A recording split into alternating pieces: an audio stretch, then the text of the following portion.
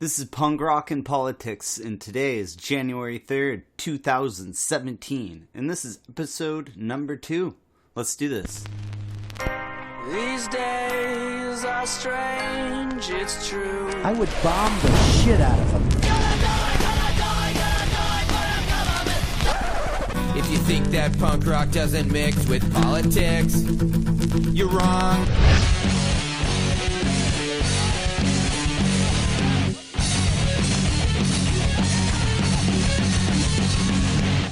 Welcome to Punk Rock and Politics. Today we'll be talking about, could a Trump presidency bring about a punk rock renaissance? And Republicans, we don't need no stinking ethics. And last, we'll close the podcast by talking about the Russian hacking conspiracy perpetrated on us by the legacy fake news. So here we go. Let's get to the political mosh pit. Here's what's making news.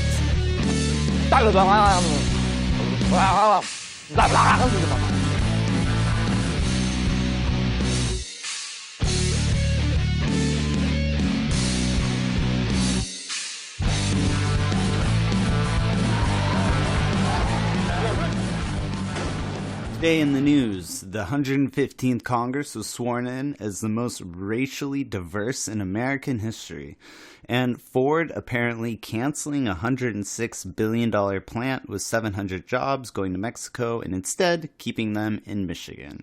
Also, CNN used a Fallout 4 screenshot in a conspiracy theory report on Russian hacking. Well, I guess they needed to show an example of fake news, apparently. Well, okay. Well, welcome back to episode 2 of Punk Rock and Politics. Let's get to the main show, shall we? So today I wanted to talk about this article that I stumbled across online. It's on the website's consequenceofsound.com. I'll have the link below, but it was written by Colin Brennan, and it's on the history of punk and the punk rock scene, how it intermixed with the political world and mainly presidential politics. But it was really interesting because actually I knew about some of the more recent events, especially the Rock Against Bush tour, which NoFX led back in, I believe that was in 2004 or so, around the early 2000s when the anti-war and anti-Iraq war protest was really going on. But actually there's a Rock Against Reagan concerts that were in the 80s, and I thought that was really interesting because the Rock Against Bush concerts later in the early 2000s were a direct descendant of those old shows that were put on. And the article actually went out to point and state that punk rock actually started and was created, under Gerald Ford in the 70s, and also, but it really grew to its prominence in its high point in the 80s, of course, with the Reagan Youth and a lot of other bands that were getting really big at the time, The Clash, and they were really using Reagan as kind of a punching bag, and he was definitely a call to arms. But here, I have this quote, and it really kind of illustrated what I wanted to say and outline and think how it almost seems like Trump has the possibility to bring about a new type of renaissance, a punk renaissance, or even, in any type of music, but almost a renaissance of people using music as a political tool. You could directly already see that in the Prophets of Rage, which is the mega group with the musicians of the Rage Against the Machine. So here you go. This is from the consequenceofsound.net. And like I said, the link to the article will be below. It says, Punk may have been born under Gerald Ford and Jimmy Carter, but it came of age during the Reagan years. Swept into an office on a wave of hardcore conservatism, Ronald Reagan was the direct result of white America's feeling scared about an influx of minorities and trying desperately to hold on to a way of life rooted in a steep economic advantage over everyone else. So it's almost like a steep economic advantage rooted over everyone else. It's almost kind of like Make America Great Again. We need to go back to the wonder years. We need to go back to the good old days. And that's kind of a lot of what Trump's supporters, how they feel.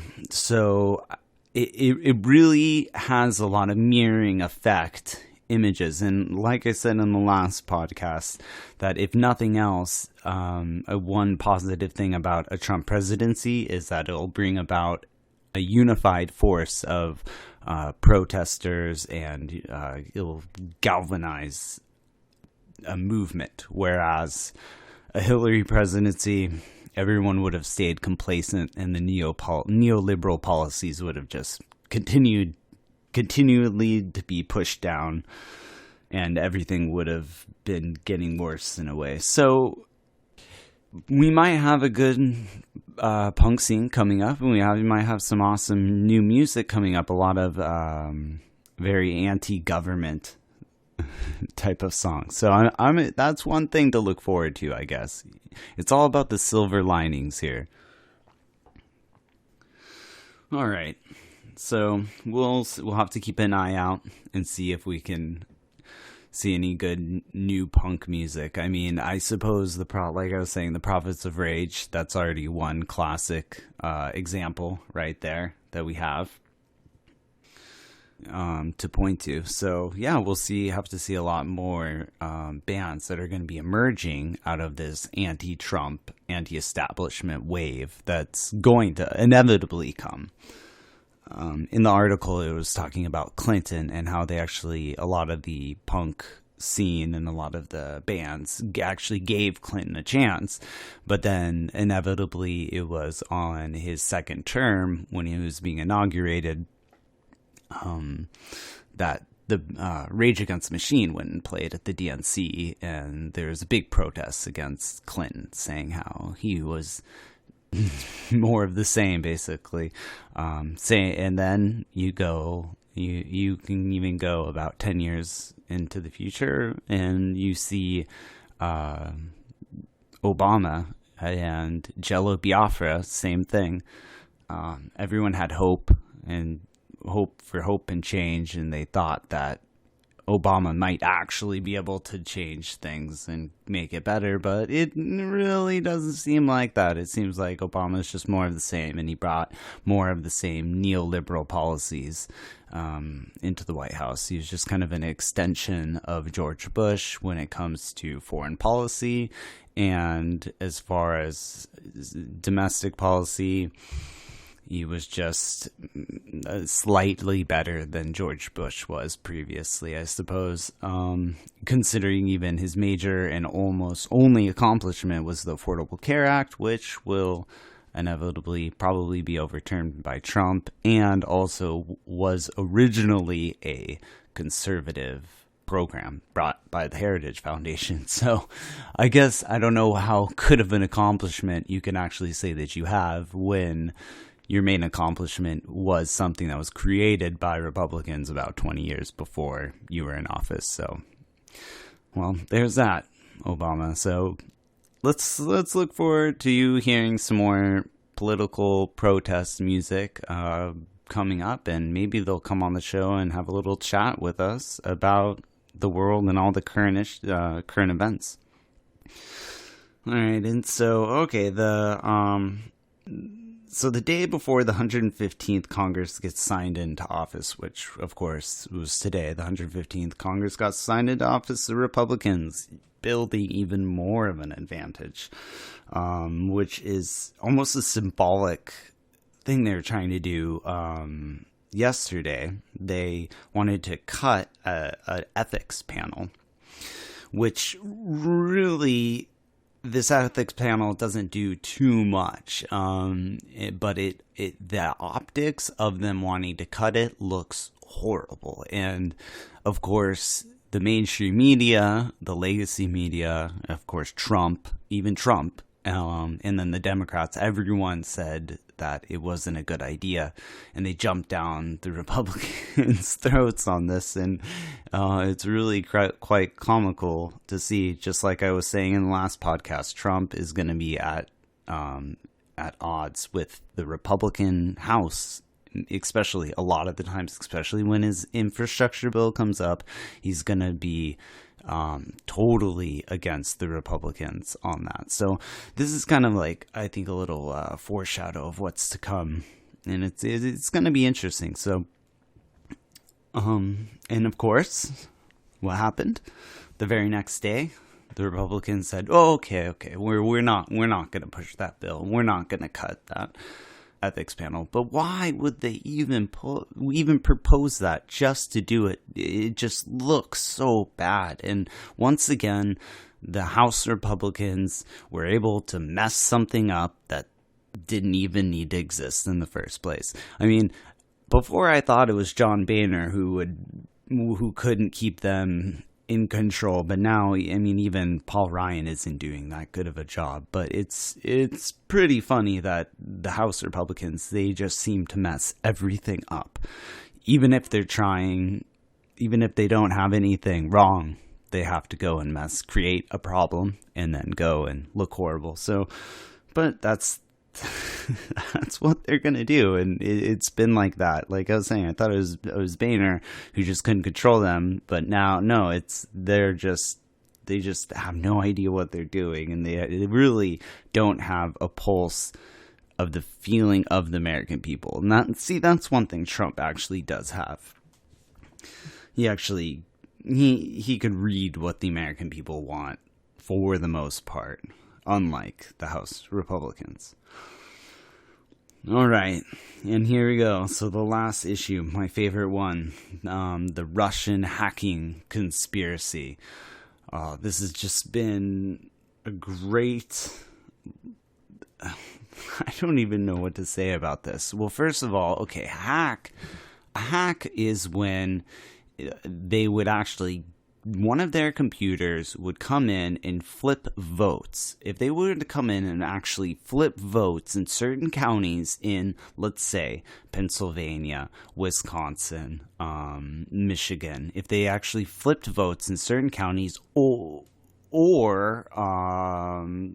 for Trump, or flip them for against, even for Jill Stein, or flip them any way that would push Trump over the edge, okay, that would be an election hack and hacking of the election. And I think, on average, most Americans would be pretty outraged by that and would want something. I don't know. We couldn't have a do-over election. That's just impossible. They would want probably the election results to be overturned, and then maybe the Electoral College would have overturned the elections. But this isn't a hack. This is a leak.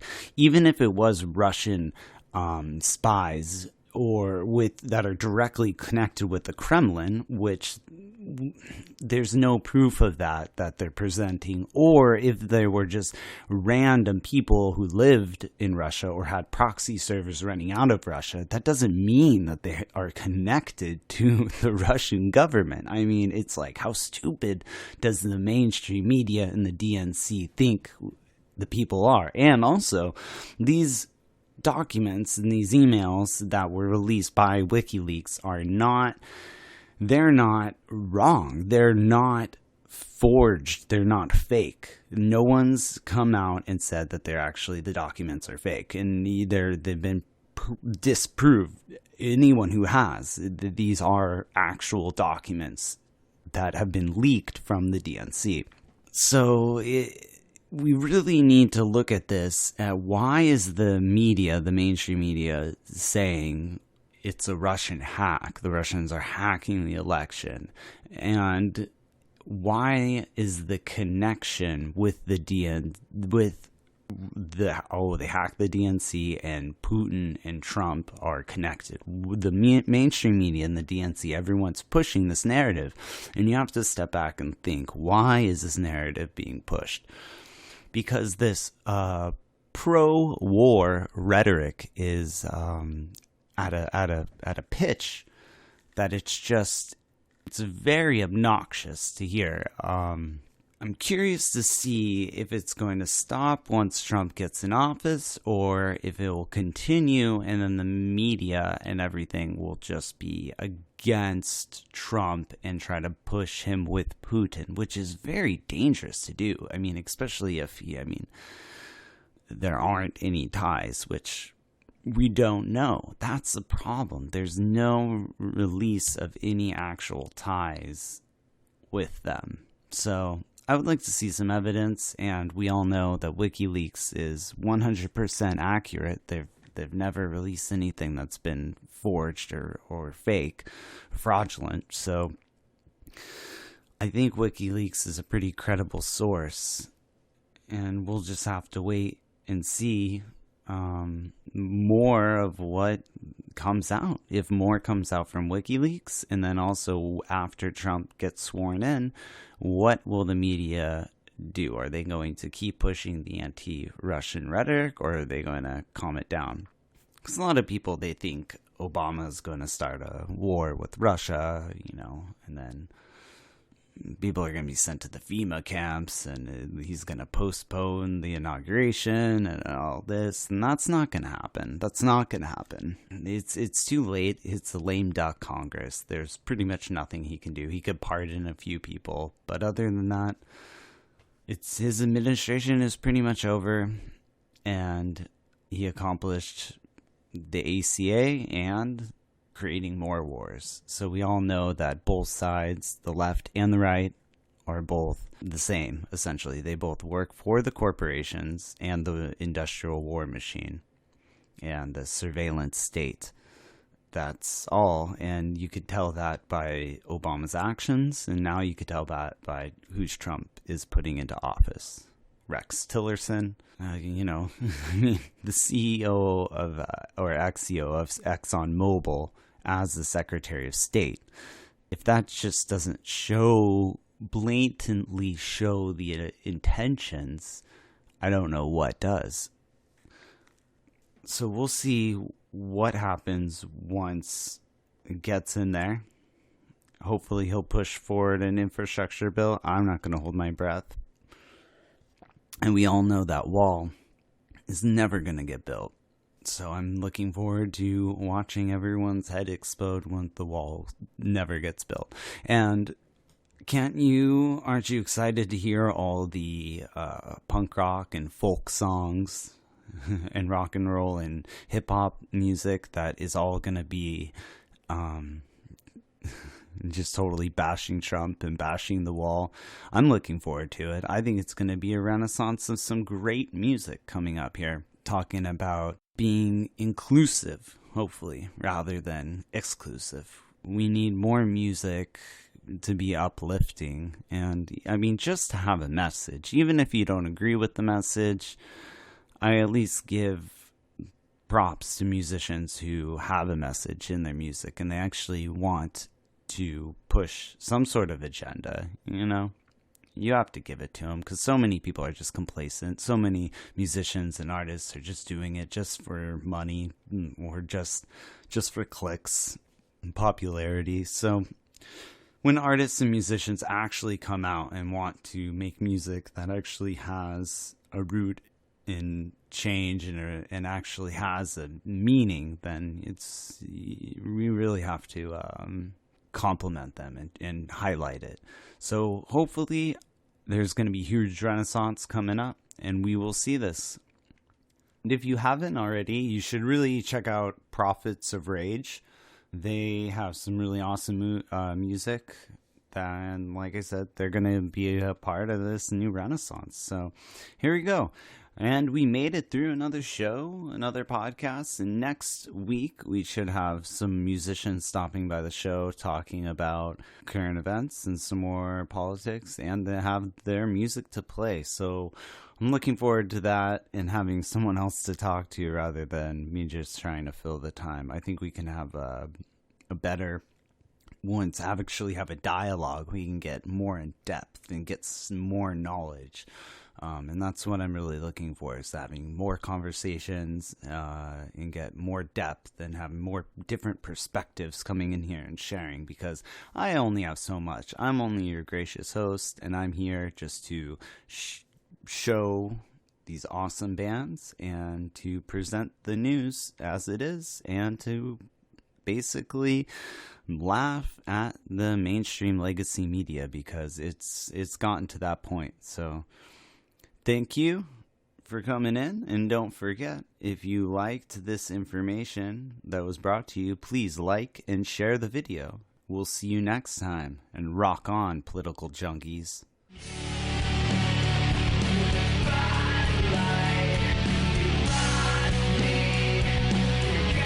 I think all our society is run by insane people for insane objectives.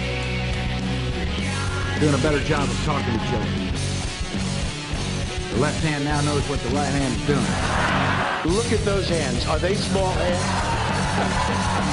And he referred to my hands. If they're small, something else must be small. I guarantee you there's no problem. I guarantee it.